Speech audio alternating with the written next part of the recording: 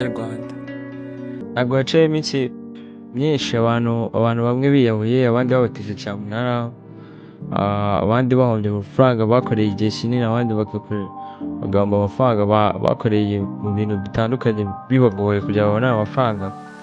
Ntabwo haciyemo iminsi mikeya bayahombeye mu bintu ngo byo kwinvestinga ngo mu ma website runaka ngo akabungukira, murayazi sinigwa nyavugaho.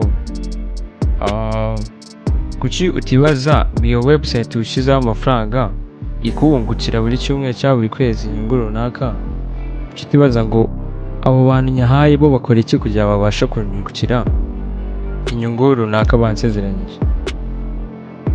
Ibyo bintu kuki utajya ubyibaza iyo ugiye gushora aho hantu? Niba se ubyibaza kuki utahita uvuga ngo okay, hano hantu nohereje n'amafaranga bazajya banyungukira n'aya ibintu bakora bibaye amafaranga ni ibiki?